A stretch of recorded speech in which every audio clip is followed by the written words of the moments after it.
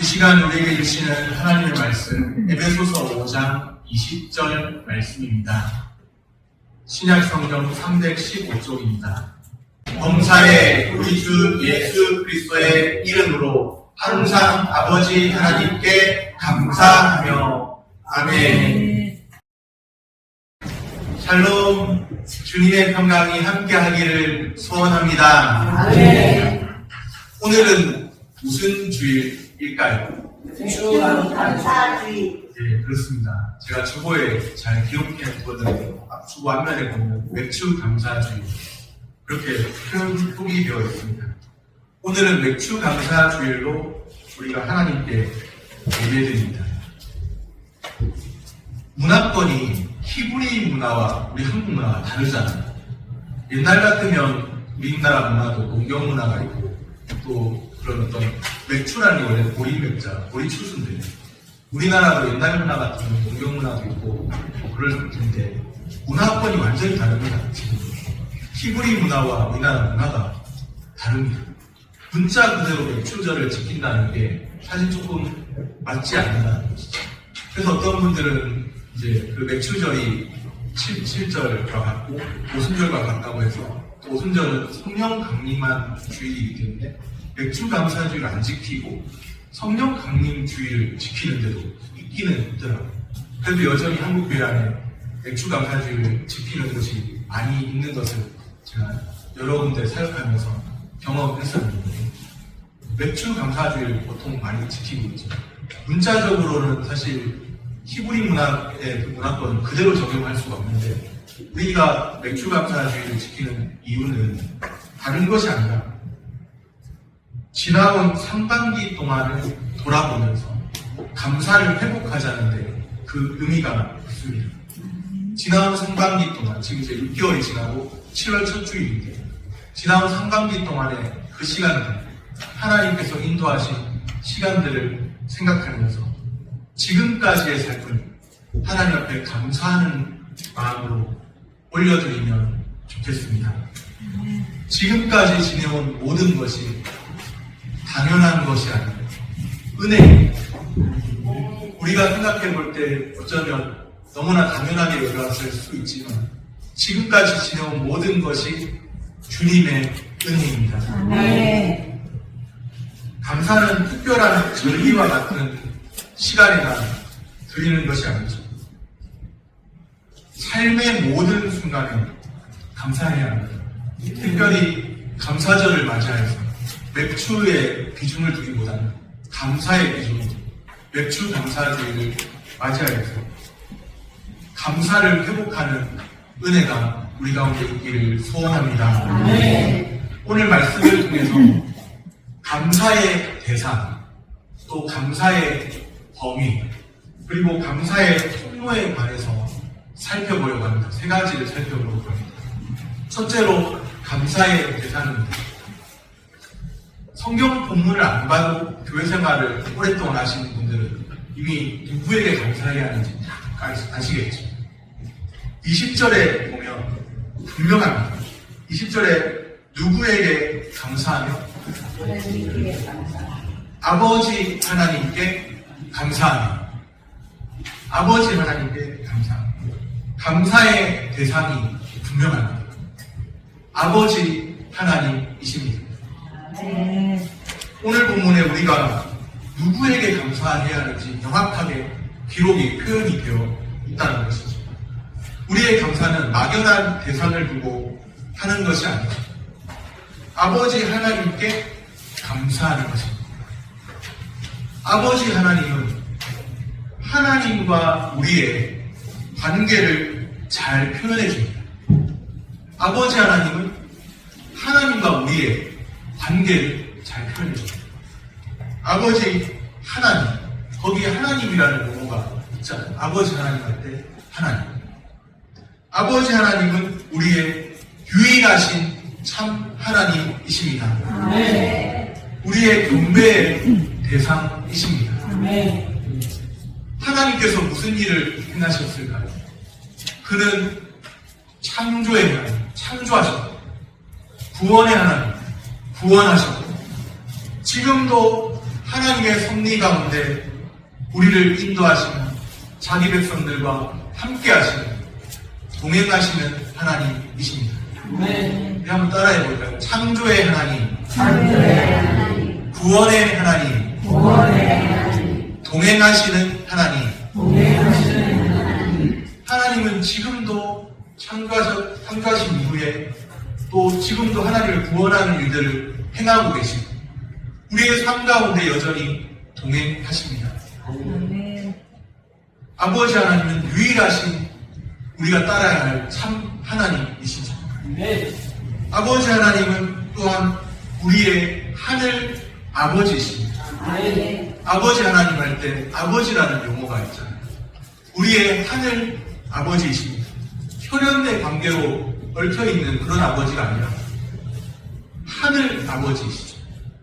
예수님께서 가르쳐주신 주기도에 보면 너희는 이렇게 기도하라 하시면서 어떻게 첫마디가 뭐라고 나올까요? 하늘에 계신 우리 아버지. 하나님이 바로 그러신 분이십니다.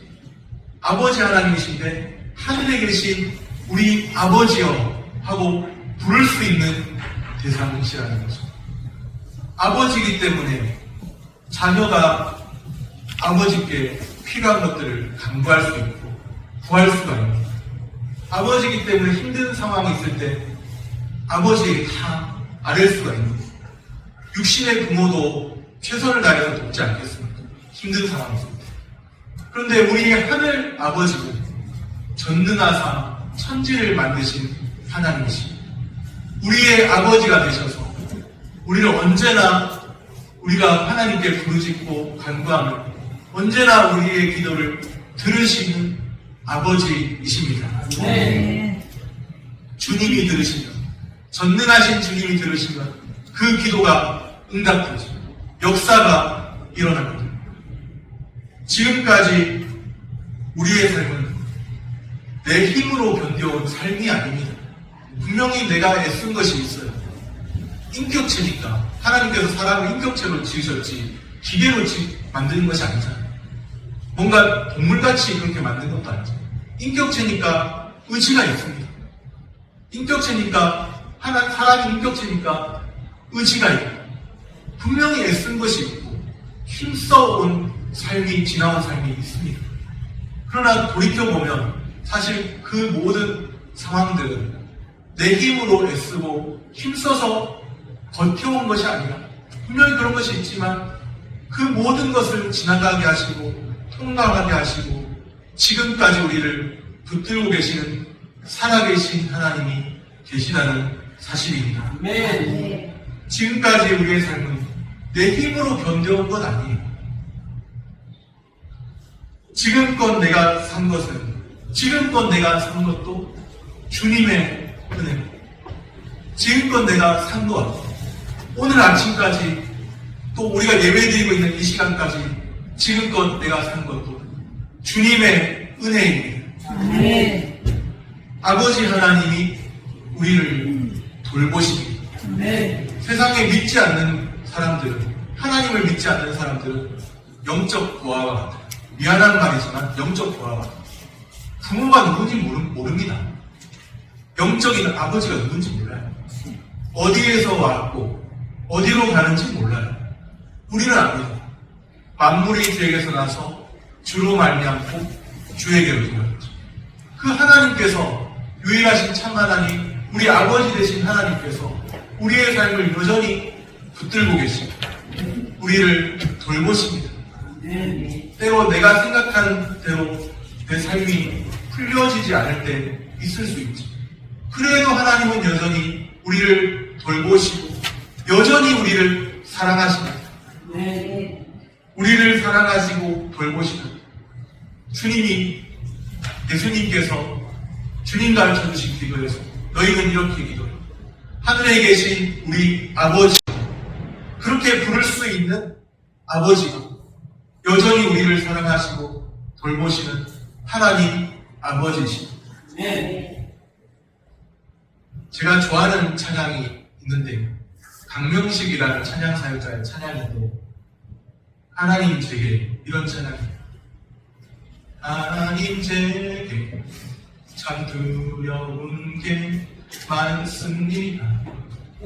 부끄러운 일을 헤아릴 수도 없고 지치고 힘들 때에도 그때 의연한 척 해야 할 때도 있습니다. 그래도 하나님 아버지 하나님을 아버지라 부를 수 있어서 난 참 좋습니다. 그래도 하나님 아버지 하나님을 아버지라 부를 수 있어서 난 참 다행입니다. 하나님이 우리의 아버지라서 하나님을 부를 수 있어서 참 좋고 참 다행이고 힘든 일이 있어도 아랠 수 있는 대상이 있어서 너무나 좋습니다. 때로 내 삶이 내가 계획하는 대로 풀려지지 않아도 하나님은 여전히 나를 사랑하시고 나를 돌보십니다. 지금까지 나의 삶은 아버지 하나님이 이끌어 오신 삶입니다. 우리에게 삶을 허락하신 아버지 하나님께 감사해야 합니다. 아버지 하나님은 지금도 우리를 사랑하십니다. 하나님이 나를 사랑하고 계십니다. 내 뜻대로 일이 안 돼도 여전히 나를 사랑하십니다. 여전히 우리를 돌보십니다. 우리를 사랑하시고 돌보시는 아버지 하나님께 감사를 회복하며 사시기를 바랍니다. 첫째로 감사의 대상, 둘째로 감사의 범위입니다. 20절에 보면 범사에 항상 감사. 우리의 감사의 폭을 넓혀야 합니다. 우리의 감사의 폭을 넓혀야 합니다. 범사가 무슨 뜻이에요? 모든 일을 말하는 거죠. 좋은 일에도 감사해야 합니다. 그런데 믿음의 수준이 좀 성숙하면 좋은 일만 있는 게 아니라 우리의 삶에는 힘든 일, 어려운 일 있잖아요. 그래도 감사해야 합니다. 항상, 범사에 항상 감사해야 합니다. 위대한 믿음의 고백은 그리 아니하실지라도의 고백입니다. 그리 아니하실지라도 감사하는 데 있습니다. 우리 한번 따라해 볼까요? 그리 아니하실지라도. 구약 성경에 나오는 다니엘의 세 친구가 그런 고백을 했습니다. 우리가 보고 있는 개역개정 성경에는 다니엘 3장 18절에 그렇게 하지 아니하실지라도 그렇게 아니하실지라도 이렇게 표현되어 있는데 이전 버전인 한글 개역 성경에는 그리 아니하실지라도 다니엘의 세 친구는 우상 섬기기를 거절하다 유일하신 참 하나님만 섬기려 하다가 풀무불이라는 곳에 떨어지게 되었습니다. 뜨거운 풀무불 속에 들어가게 되었습니다. 그런데 그들이 고백합니다. 그리 아니하실지라도 하나님이 우리를 건져주시고 능히 건져내실 줄로 믿지만 그렇게 아니하실지라도 그리 아니하실지라도 하나님의 처분에 따르겠고 그리 아니하실지라도 하나님의 처분에 따르며 살겠습니다. 하나님을 온전히 신뢰했습니다. 그리 아니하실지라도 하나님을 온전히 신뢰했습니다. 저는 이것이 위대한 믿음의 고백이라고 생각합니다. 그리 아니하실지라도 하나님을 온전히 신뢰하는 것이죠. 사도 바울이 있습니다. 유명한 성경의 신약 성경에 유명한 사도 바울. 사도 바울은 또 어떻습니까? 복음을 전하다가 갇힌 자가 되었습니다. 애매하게 고난을 당하고 복음을 전하다가 주의 은혜 복음을 증거하다가 갇힌 자 되었습니다. 사도 바울이 기록한 옥중서신이 있는데 에베소서, 오늘 우리가 보고 있는 에베소서도 옥중서신에 해당하죠. 당시 바울은 갇힌 중에 옥중서신을 쓰게 됩니다. 옥중서신에 4권이 있습니다. 어떤 성경들이 옥중서신에 해당할까요? 에베소서, 빌립보서, 골로새서, 빌레몬서. 성경약자는 에필볼몬, 에베소서, 빌립보서, 골로새서, 빌레몬서. 옥중서신 중에 빌립보서 4장 13절에서 바울이 이렇게 말씀합니다. 내게 능력 주시는 자 안에서 내가 모든 것을 할 수 있느니. 아멘이십니까? 그런데 그 상황을 보면요, 갇힌 중에 있어요. 갇혀있는 사람이, 옥에 갇혀있는 사람이 그렇게 말하거든요. 내게 능력 주시는 자에서 내가 모든 것을 할 수 있는. 세상 사람들이 보면 웃어요. 아니, 지금 너의 상황 자체가 갇힌 중에 있고 답답하게 만나는데 무슨 모든 것을 할 수 있다고 그렇게 말하느냐. 비웃죠. 인생이 잘 풀린 것도 아니고. 그런데 바울은 그렇게 고백합니다. 예수 믿고 너의 인생이 얼마나 잘 풀렸느냐. 세상 사람들이 말할지 모르는데 바울이 그렇게 고백해요. 내게 능력 주시는 자 안에서 내가 모든 것을 할 수 있는. 이것은 거짓이 아니고요. 내게 능력 주시는 자 그리스도 안에서 자족한다는 말씀입니다. 일체의 비결을 배웠다는 거예요. 갇혀있든지 자유인으로 풀려있든지 아니면 가난에 처하든지 풍부에 처하든지 일체의 비결을 배우고 자족할 줄 아는 일체의 비결을 배우고 하나님께 감사하는, 만족하며 감사하는 삶이죠. 상황을 봐서는 도무지 감사할 것이 아닐 수도 있어요. 갇혀있잖아요. 무슨 감사가 나오겠어요. 상황을 보면. 그런데 내게 능력 주시는 자 안에서, 그리스도 안에서 내가 모든 것을 할 수 있는 고백하는 바울이에요. 구약성경의 다윗도 그렇죠. 여호와는 나의 목자시니 내게 부족함이 없으리로다. 말이 됩니까? 세상에 부족함 없는 사람이 어디 있어요? 다 부족하죠.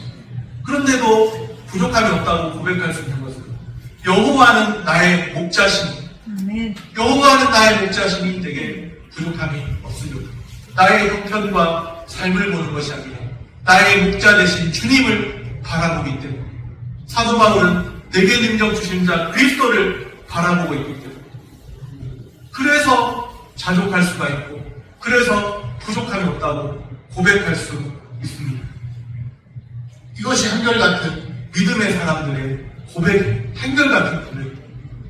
다니엘의 세 친구들, 또 사도 바울, 다윗도 다 그렇게 한결같이 믿음으로 하나님을 신뢰하며 따랐죠. 이제부터라도 우리의 감사의 폭을 넓혀야 합니다. 잘 나갈 때만, 내 인생이 잘 풀려질 때만 감사하고, 내 인생이 안 풀려질 때는 불평하시겠습니까? 그러면 안 돼요. 믿음이 성숙하다고 한다면, 성숙한 믿음이라고 한다면, 어린아이같이 내 인생이 좀 꼬였다고 해서 불평하고 원망하고 그러는 게 아니에요. 감사의 폭을 넓힐 줄 알아야 합니다. 오늘 본문 20절에 범사에 항상 감사하라. 우리에게 이 말씀 주신 것을 기억해야 합니다. 범사에 항상 감사하는 성도로 사시기를 바랍니다. 셋째로 감사의 통로입니다. 오늘 본문 20절을 다시 보면 누구의 이름으로 감사하며? 예수 그리스도의 이름으로. 그렇죠. 우리 주 예수 그리스도의 이름으로 감사하며. 예수 그리스도의 이름은 우리의 감사를 받으시는 근거입니다. 참 부족함이 많아요, 우리의 감사가. 그런데 우리의 감사를 받으시는 근거가 예수 그리스도의 이름입니다. 예수 그리스도의 이름이 우리의 감사를 받으시는 통로입니다. 예수의 이름은 우리의 감사가 하나님께 상달될 수 있는 유일한 통로입니다. 부족함이 많은데, 나의 감사조차도 부족함이 많은데, 우리의 감사를 받으시는 것은 예수님 때문에 받으시는 거예요. 예수님이 말씀하셨죠. 내가 곧 길이요 진리요 생명이니 예수님이 유일한 길입니다. 아멘. 예수님이 하나님 아버지께로 가는 유일한 길이에요. 예수님이 유일한 길이고 예수님이 유일한 답입니다. 우리는 그것을 믿는 자들. 예수님이 유일한 길이다. 하나님 아버지께로 갈 수 있는 유일한 길. 그 말은 무슨 뜻일까요? 예수님의 희생과 사랑을 통해서 우리의 감사는 하나님이 받으시는 것이 됩니다. 예수님이 아니면 우리의 감사도, 우리의 부족한 감사가 하나님께 상달될 수가 없는데, 예수님을 통해서, 예수님으로 말미암아 우리의 감사는 하나님이 받으시는 것이 됩니다. 예수님 안에서 감사의 참된 의미가 회복됩니다. 예수님의 이름은 단순한 이름이 아닙니다. 저의 이름은 능력이 없잖아요. 최성훈 목사. 저의 이름은 능력이 없어요. 저의 이름은 뭐가 대단하겠습니까? 그런데 예수님의 이름은 저의 이름과 같지가 않아요. 예수님의 이름은 능력의 이름입니다. 그 이름을 부르는 자는 구원을 얻고 그 이름을 부르는 자는 소망을 얻는 능력의 이름입니다. 오늘도 주 예수님의 이름 부르면서 예수님 안에서 감사를 회복하며 사시기를 소원합니다. 말씀을 정리합니다. 감사의 대상 누구예요? 아버지 하나님이십니다. 감사의 범위, 범사에 항상 감사해야 합니다. 감사의 통로, 우리 주 예수님의 이름입니다. 지나온 시간을 감사하고 삶의 모든 순간에 하나님께 감사하며 사시기를 바랍니다. 기도하겠습니다.